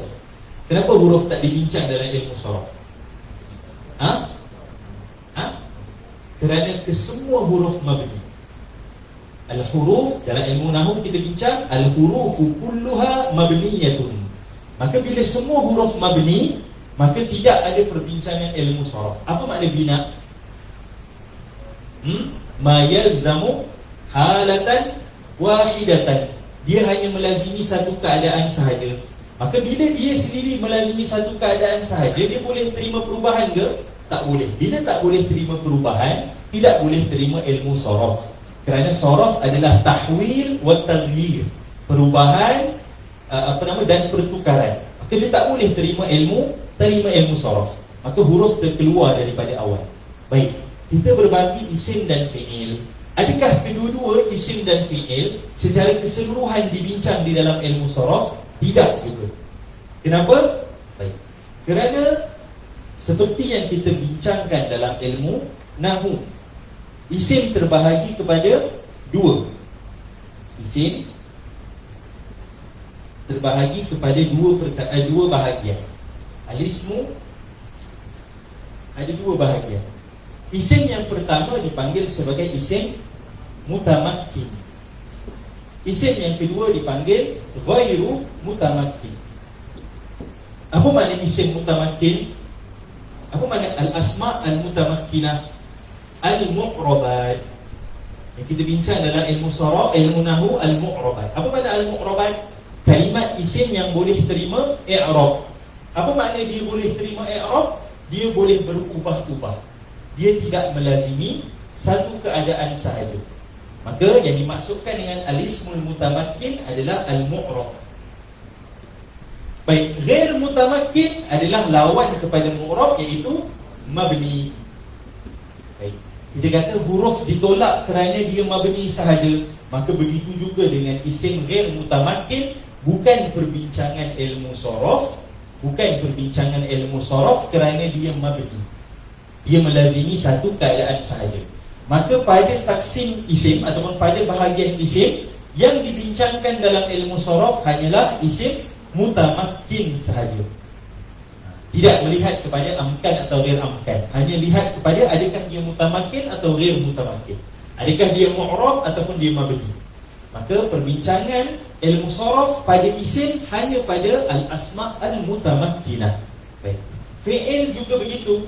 Fi'il ada dua. Al-fi'lu ada dua. Al-fi'lul mutasarrif dan juga jamid. Fi'il mutasarrif dan juga fi'il yang jamid. Dalam perbahasan ilmu nahwu kita bincangkan ada dua bentuk fi'il. Selalu kita jumpa dalam bab apa? Af'al mutasarrifah dengan jamid kita akan jumpa dalam bab kana wa akhawatuha. Kita akan jumpa dalam perbahasan kana wa akhawatuha. Ada fi'il-fi'il yang mutasarrifun tasarrufan kamilan. Ada fi'il yang mutasarrifun tasarrufan naqisan. Ada fi'il yang mutasarrifun tasarrufan jamidan. Kita akan jumpa dalam perbahasan kana wa akhawatuha. Ala kulli hal, fi'il terbahagi kepada dua. Ada mutasarrif, ada jamid. Apa yang dimaksudkan dengan fi'il mutasarrif? Fi'il yang diambil daripada masdar. Fi'il yang diambil daripada masdar. Dia kata al-fi'lu al-mushtaqqu minal masdar. Fi'il yang diambil daripada masdar. Contohnya apa? Contohnya daraba.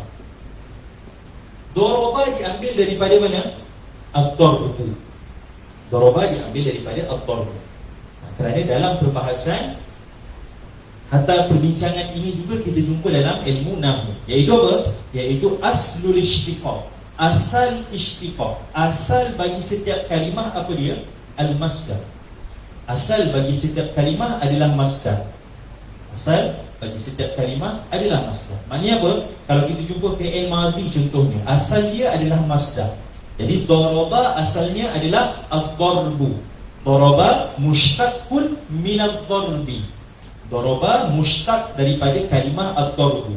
Maka dia adalah al-af'al al-mutasarrifah. Dia adalah fi'il yang mutasarrif. Boleh didatangkan dalam berbagai bentuk. Dia boleh datang dalam bentuk madhi, daraba. Boleh datang dalam bentuk mudhari', yadribu. Boleh datang dalam bentuk amar, idrib. Kerana fi'il ada tiga saja, amar, mudhari' dan juga madhi. Maka dia boleh datang daraba, boleh datang yadribu, boleh datang idrib. Maka dia adalah fi'il yang mutasarrif. Baik, fi'il yang jamid apa dia? Fi'il yang tidak diambil, laisa mushtaqqan. Al-fi'lu laisa mushtaqqan min al-masdar.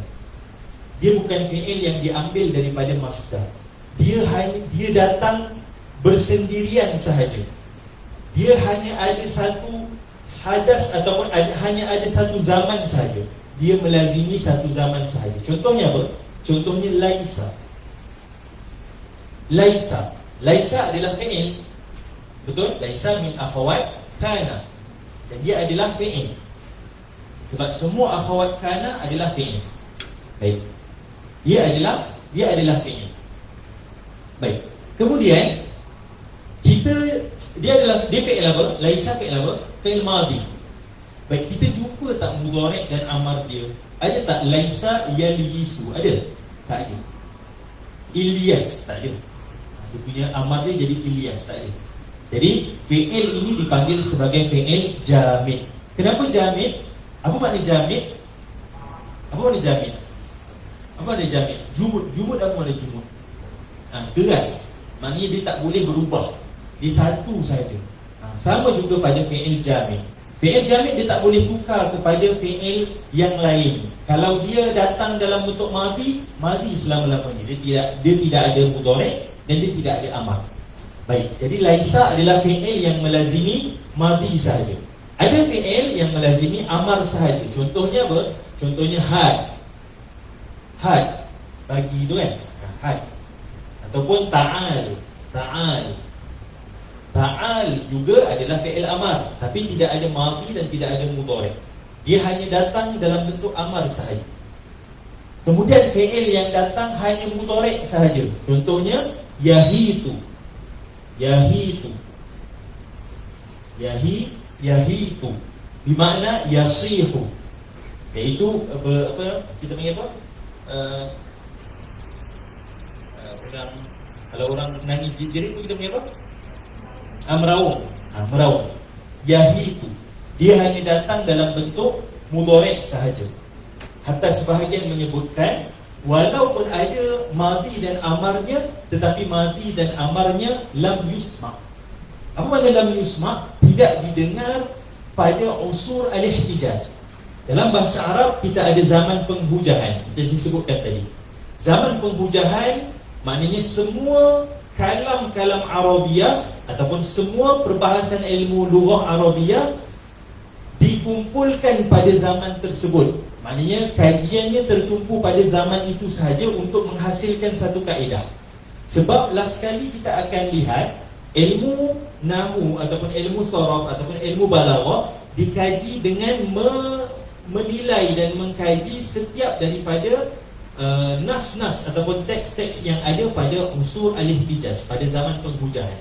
Bila disebut usul al-ihtijaj di dalam bahasa Arab, dia bermula daripada jahlul juhala, maknanya dari nas yang dijumpai sebelum daripada Islam muncul, maknanya daripada jahlul juhala, daripada jahiliyatul juhala, sampailah kepada tahun 150 Hijriah. Sampailah kepada tahun 150 Hijriah. Jadi ini dipanggil sebagai usul al-ihtijaj. Maka bila kita kata lam yusma' indal Arab, maknanya tidak didengar daripada orang Arab. Yang dimaksudkan orang Arab di situ adalah yang hidup daripada zaman jahiliyah sampailah kepada tahun 150 Hijriah. Dan orang yang terakhir kalamnya dijadikan hujah di dalam bahasa Arab adalah Ibrahim bin Harmah, meninggal pada tahun 150 Hijriah. Maka itu yang kita panggil sebagai unsur al-ihtijaj. Maka yahitu hanya didengar penggunaannya pada fi'il mudhari' sahaja. Tidak ada madhi dan tidak ada amar. Maka fi'il ini adalah fi'il yang jamid. Jadi fi'il yang jamid ada fi'il yang hanya melazimi madhi sahaja, seperti laisa ataupun bi'sa, ni'ma, asa. Ini antara fi'il yang melazimi madhi sahaja. Ada fi'il yang melazimi amar sahaja. Contohnya had, ta'al, halumma. Itu adalah fi'il yang hanya melazimi amar sahaja. Ada fi'il yang melazimi mudhari' sahaja. Contohnya yahitu. Dan tidak banyak. Kalau mudhari' tidak banyak. Ada sebahagian menyebutkan yadaru dan juga yada'u. Yadaru dan juga yada'u juga adalah antara fi'il yang hanya datang pada mudhari' sahaja. Tidak ada madhi dan tidak ada amar. Kalau ada lam yusma' indal Arab ataupun lam yusta'mal indal Arab. Bila disebut Arab di sini siapa? Min jahlil juhala, sampailah kepada tahun 150 Hijriah. Baik. Jadi ini yang dibincangkan dalam ilmu sharaf hanyalah fi'il yang mutasarrif saja. Fi'il yang jamid tak dibincang. Kenapa tak bincang? Dah sebab ia hanya semata-mata ada satu bentuk sahaja, ada amar sahaja, ada madhi sahaja, ada mudhari' sahaja. Maka ilmu sharaf tidak membincangkan perbahasan berkenaan dengan al-af'al al-jamidah. Maka yang dimaksudkan dengan kalim di dalam ta'rif ilmu sharaf adalah al-asma' al-mutamakkinah. dan juga al-af'al al-mutasarrifah. Dan dua inilah yang menjadi maudhu' ataupun topik perbincangan di dalam ilmu sharaf. Al-asma' al-mutamakkinah. Apa makna asma' mutamakkinah? Al-mu'rabatu minal asma'. Isim-isim yang mu'rab. Dan juga al-af'al al-mutasarrifah. Apa makna al-af'al al-mutasarrifah? Al-af'al al-mushtaqqah minal masdar. Fi'il yang diambil daripada masdar. Fi'il jamidah tak ada masdar, laisa. Masdar tu apa? Mana ada? Laisa tak ada masdar, asa tak ada masdar. Maka dia bukan diambil daripada masdar, datangnya terus begitu. Maka dipanggil sebagai al-af'al al-jamidah. Ilmu sharaf hanya kaji al-af'al al-mutasarrifah, iaitu fi'il yang diambil daripada masdar. Maka daripada takrif kita tahu maudhu' bagi ilmu sharaf. Apa maudhu' ilmu sharaf? Al-asma' al-mutamakkinah wal af'al al-mutasarrifah. Baik. Ilmun bi usulin tu'rafu biha ahwalu abniyatil kalim allati laysat bi i'rabin. Juzuk yang terakhir disebutkan allati laysat bi i'rabin, yang mana ahwal-ahwal yang dibincangkan di dalam ilmu sharaf bukan perbahasan berkait dengan i'rab. Maka terkeluarlah ilmu nahwu, kerana yang mengkaji i'rab adalah ilmu nahwu. Maka sempurnalah takrif bagi ilmu sharaf. Ilmun bi usulin, yang dimasukkan dengan usul adalah qanun ataupun kaedah. Yang dimasukkan dengan kaedah apa dia? Amrun kulliyun yang tabiqu kulla juz'iyati.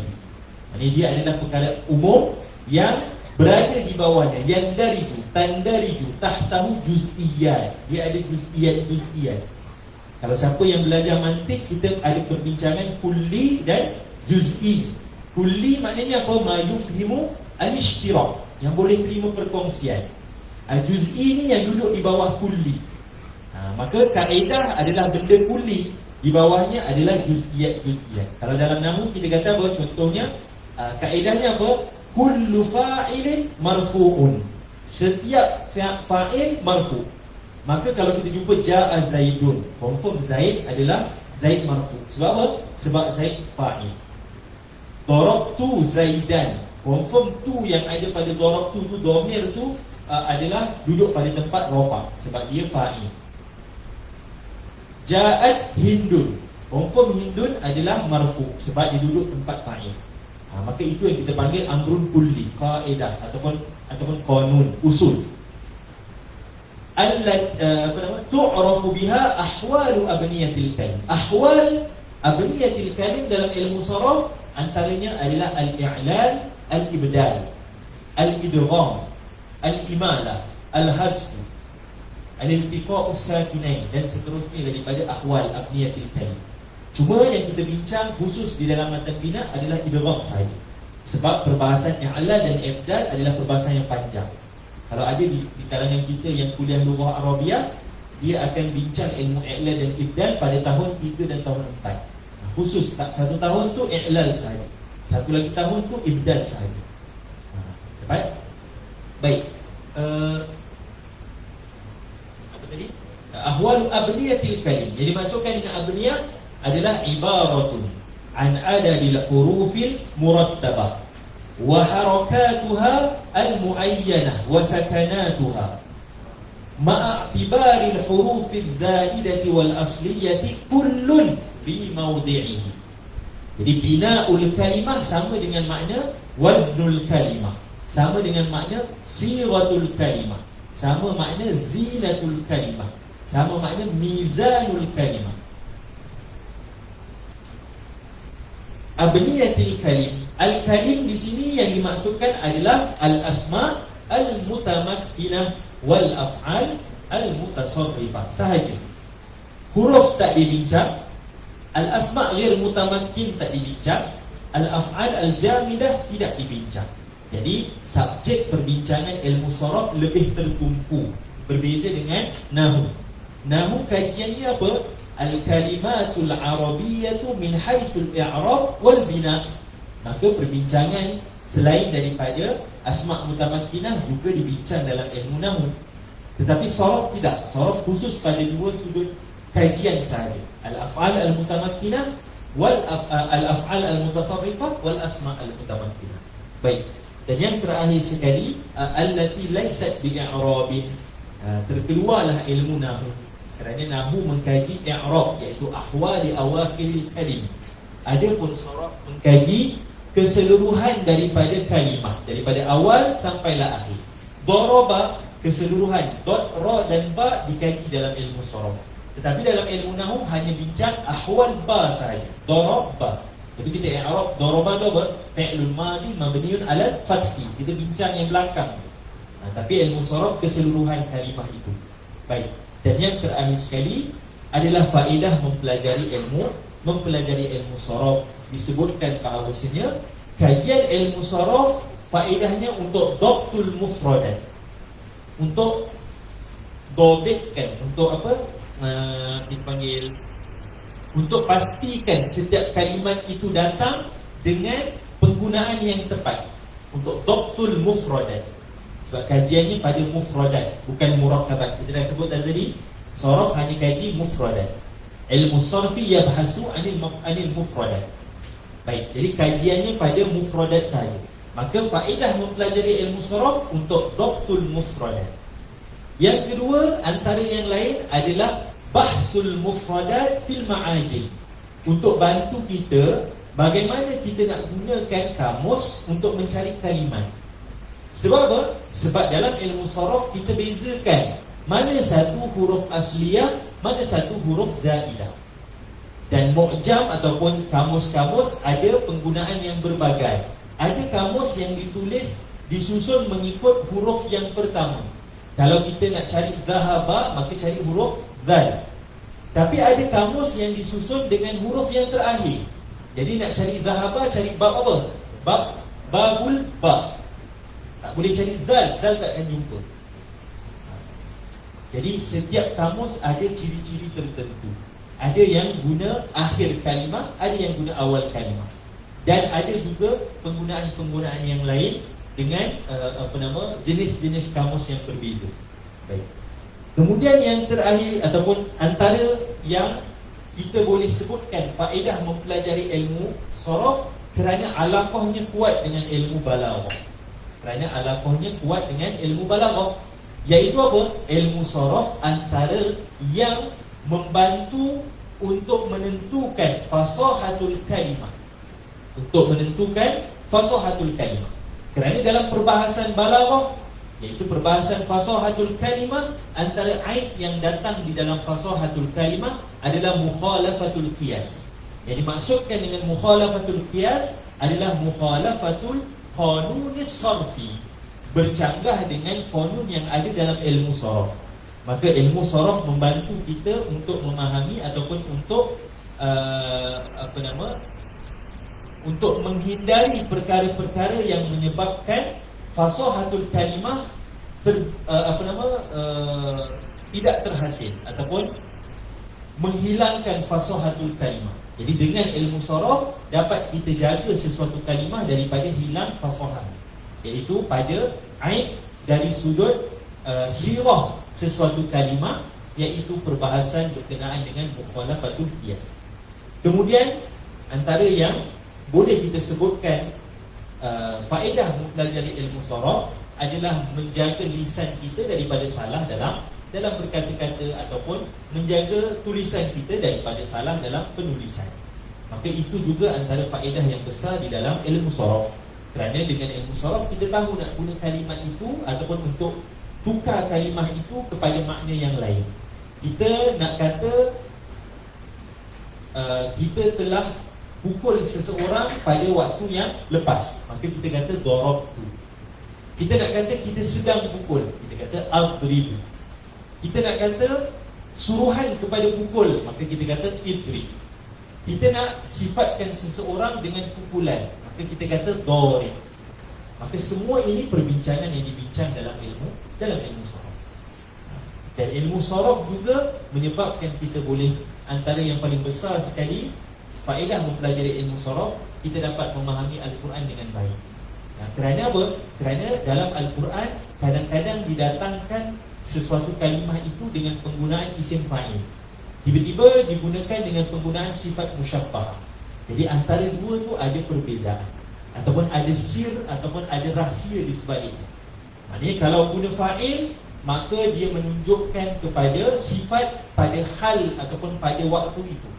Tapi kalau dia datangkan dengan sifat musyabbahah, maka dia menunjukkan kepada makna sentiasa ataupun dawam. Jadi ada perbezaan. Jadi dengan ilmu sorof kita boleh faham sudut makna yang didatangkan dalam Al-Quran dengan lebih terperinci dan lebih mendalam. Maka ini antara perbincangan yang dibincang di dalam, ataupun ini antara muqaddimah ilmu bagi ilmu sorof. Ta'rif kita dah bincang, maudhu' kita dah bincang, dan juga faedah bagi mempelajari ilmu sorof. Maka kerana itu disebut oleh para ulama, ilmu nahu adalah abul lughah al-arabiyah. Ilmu nahu bapa kepada lughah Arabiyah. Ilmu sorof ummul lughah al-arabiyah, ibu kepada bahasa Arab. Apa wajah syabahnya? Apa wajah syabah menjadikan nahu sebagai ilmu sebagai abu ilmi al-arabiyah? Wajah syabahnya min haisul islah. Sebab bapa kebiasaannya untuk islah, untuk memperbaiki keadaan keluarga. Maka begitu juga ilmu nahu memperbaiki bacaan yang ada pada bahasa Arab ataupun bacaan di dalam bahasa Arab.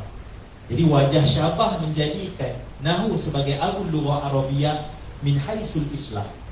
Baik, ilmu nahu, ilmu sorof ummul lughatil arabiyah, ibu bagi bahasa Arab. Apa wajah syabahnya? Al-wiladah. Ibu melahirkan. Sama juga ilmu sorof, kita belajar untuk bina dan tukar, lahirkan daripada satu kalimah itu kalimat-kalimat yang berbagai-bagai dengan makna yang berbeza-beza, tetapi asalnya sama. Sama juga ibu melahirkan anak, tapi semua anak-anak itu kembali kepada satu asal yang sama, iaitu ibu yang sama. Maka itu wajah syabah ilmu sorof dijadikan sebagai ummul lughatil arabiyah. Maka daripada sini kita selesai perbahasan berkenaan dengan muqaddimah ilmu sorof. Baik, matan yang kita akan bincangkan sepanjang muzakarah kita adalah Matnul Bina. Kitab asas yang paling bawah sekali pada membincangkan perbahasan ilmu sorof. Dan kebanyakan daripada madrasah-madrasah memulakan perbahasan ilmu sorof dengan membincangkan Matnul Bina. Dan perbincangan matan bina ringkas dan juga ringan. Dia tidak berat. Cuma kita kata tidak cukup secara 100% bila semata-mata kita belajar matan bina. Kerana itu disebut sebahagian ulama matan yang terbaik untuk melengkapkan pembelajaran ilmu sorof yang pertama adalah matan Izzi. Tetapi Tasriful Izzi perbincangannya terlalu banyak, tapi dia cukup untuk peringkat yang pertama. Jadi untuk masuk kepada matan Izzi kena lalu dulu matan bina. Untuk masuk kepada Tasriful Izzi kena lalu dulu matan bina. Jadi matan bina ni adalah madkhal ataupun pintu yang membuka kita kepada pemahaman di dalam ilmu sorof. Jadi insya-Allah matan yang kita akan gunakan adalah Matnul Bina yang tidak diketahui siapa pengarangnya, dan insya-Allah pada sesi yang akan datang kita akan bincangkan dengan lebih terperinci. Cuma ada beberapa perkara yang kita akan bincang pada sesi yang akan datang. Yang pertama, kita akan bincang perkara berkait dengan mizanus sorfi. Iaitu bagaimana para ulama membina satu kaedah untuk diguna pakai pada keseluruhan kalimat yang dipanggil sebagai mizanus sorof. Kemudian kita akan bincangkan juga pada perbahasan sorof apa yang diraikan di dalam kalimah dan apa yang tidak diraikan di dalam kalimah. Jadi sepanjang perbincangan